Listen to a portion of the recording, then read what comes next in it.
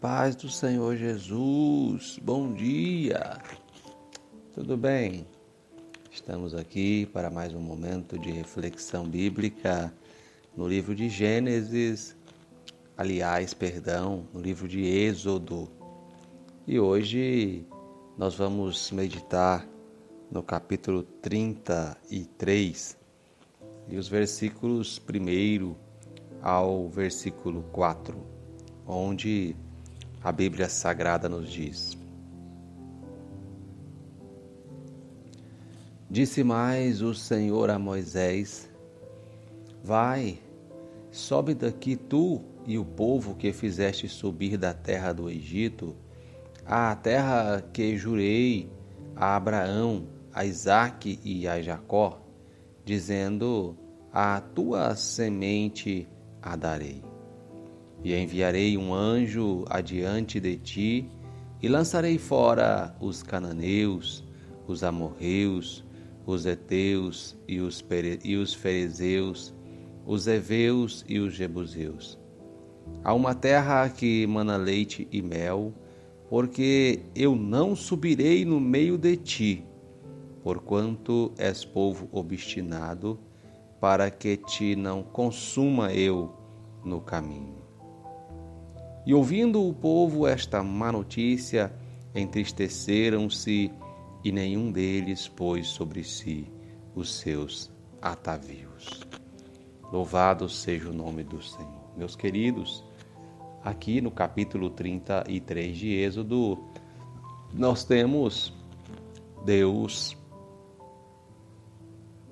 falando com Moisés que não iria com o povo por causa da tendência pecaminosa a afastar-se da presença e da comunhão com o Senhor. No capítulo 33 também, nós temos, a partir do versículo 12, Moisés rogando ao Senhor para que mude de ideia e vá com eles e caminhe com o povo. E temos ainda, a partir do versículo 18, Moisés pedindo um pouco mais da revelação do Senhor para a sua própria vida.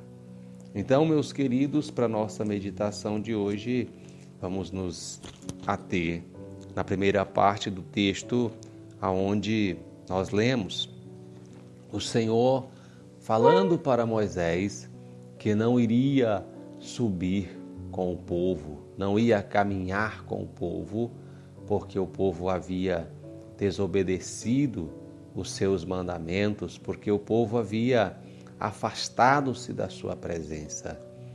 É interessante nós observarmos que é verdade que nós temos uma tendência inclinadora ao pecado, mas nós vemos na Bíblia Sagrada que existe uma consequência de nós não conseguirmos manter uma postura de santidade, manter uma postura de salvo, de liberto, porque todas as vezes que nós cometemos algum tipo de pecado, isso diz a Bíblia Sagrada que vai causar uma separação entre nós e o Senhor, porque a santidade de Deus não pode misturar-se com o pecado do homem, pois são coisas totalmente distintas e opostas e, portanto, quando nós lemos na Bíblia Sagrada algo como o que está aqui registrado em Êxodo, no capítulo 33, o Senhor dizendo: Olha, eu mandarei um anjo que vá adiante de vós, porém eu não irei no meio de vocês, porque se eu for, este povo morrerá. Se eu for, este povo será consumido pelo caminho, por causa da santidade de Deus e por causa do pecado do povo. Portanto, é interessante nós estarmos em bastante vigilância, porque todas as vezes que nós cometemos um pecado, nós nos afastamos da presença de Deus. A palavra do Senhor diz: os vossos pecados fazem separação entre vós e o vosso Deus, de modo que Ele não possa lhe ouvir.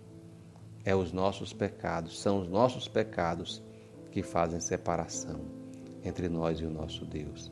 Então, meus queridos, nós temos que evitá-lo a qualquer custo, e sempre que nos pegarmos envolvidos em uma situação pecaminosa de forma involuntária, nós devemos buscar consertar-nos, arrependendo-nos dos nossos pecados e confessando-os para que nós possamos manter a presença de Deus conosco.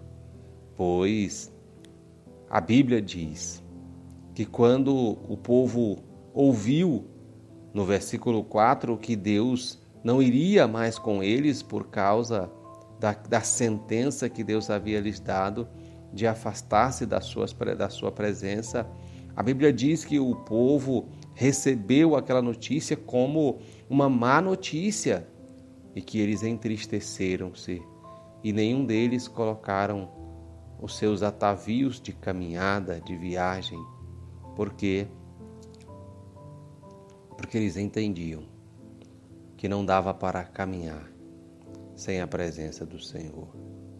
Isto é o que Moisés mais tarde, nos versículos 12 a seguir, vai dizer ao Senhor e vai pedir ao Senhor que mude de ideia.